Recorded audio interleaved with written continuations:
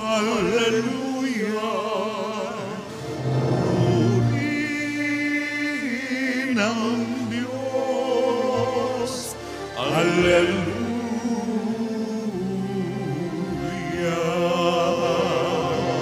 Purihin ang Diyos. Hallelujah.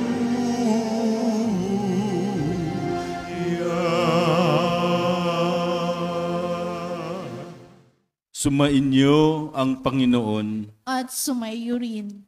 Ang mabuting balita ng Panginoon ayon kay San Juan. Papuri sa iyo, Panginoon. Noong panahong iyon, sinabi ni Jesus sa kanyang mga alagad, "Marami pa akong sasabihin sa inyo, ngunit hindi pa ninyo kayang unawain ngayon. Pagdating ng Espiritu ng katotohanan, tutulungan niya kayo upang maunawaan ninyo ang buong katotohanan. Sapagkat magsasalita siya hindi saganang sa kanyang sarili. Sasabihin niya sa inyo ang kanyang narinig at ipapahayag ang mga bagay na darating. Pararangalan niya ako, sapagkat sa akin magmumula ang ipapahayag niya sa inyo.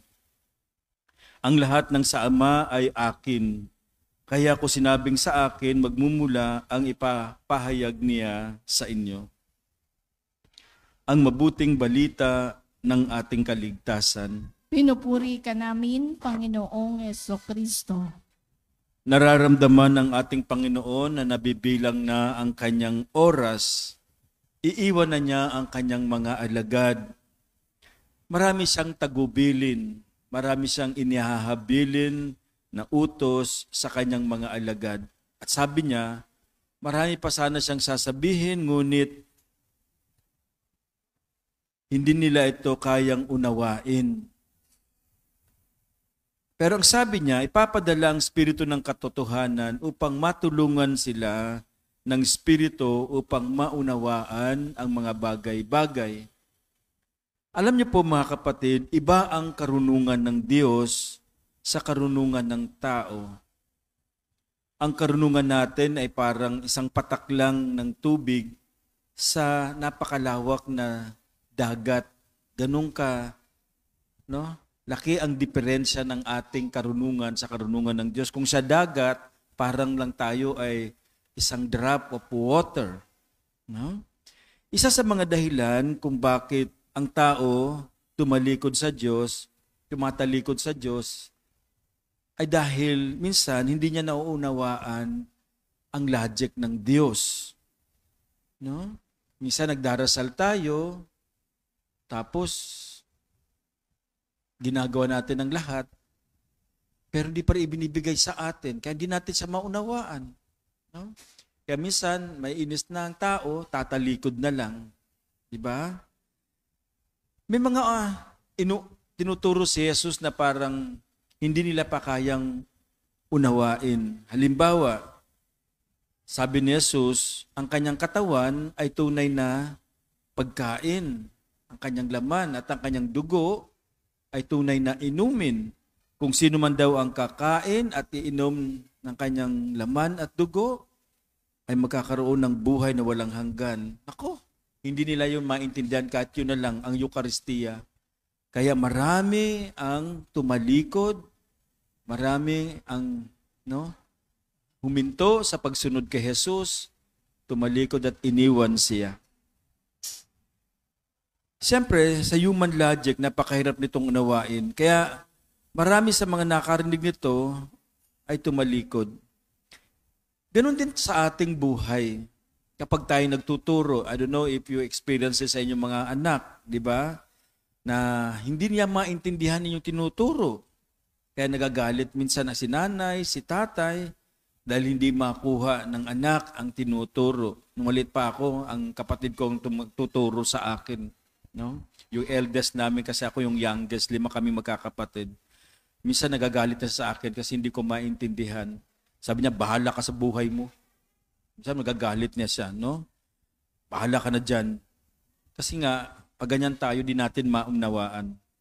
Dapat alam natin na bawat isa sa atin may kanya-kanyang kakayahan sa pag-intindi, may kanya-kanyang kakayahan sa pag-unawa.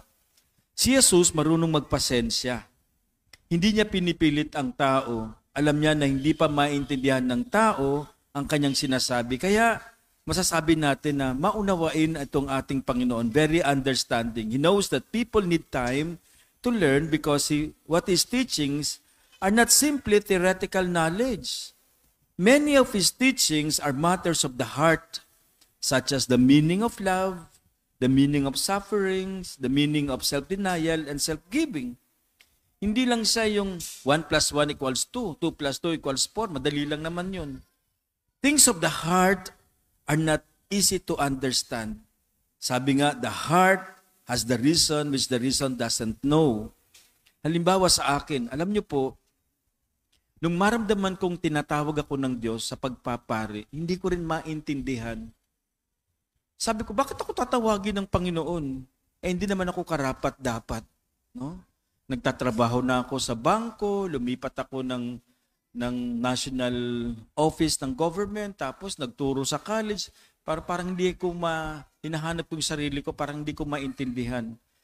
Pero all the more na hindi ko maintindihan, pero parang tinatawag ako ng Panginoon, hindi ko maunawaan.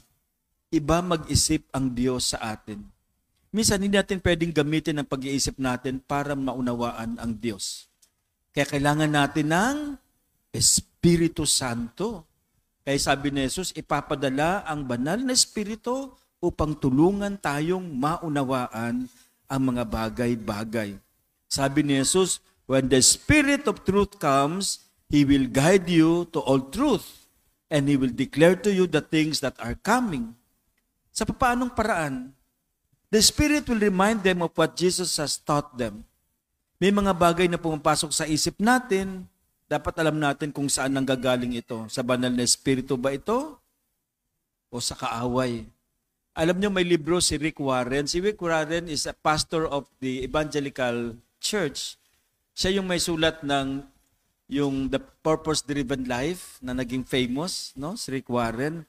Ang sabi niya doon sa libro na yon, when the Holy Spirit gives you the idea, it is called inspiration. Pag galing sa Diyos, galing sa Banal Espiritu, ang idea, it's an inspiration. But when the devil gives you the idea, it is a temptation. No?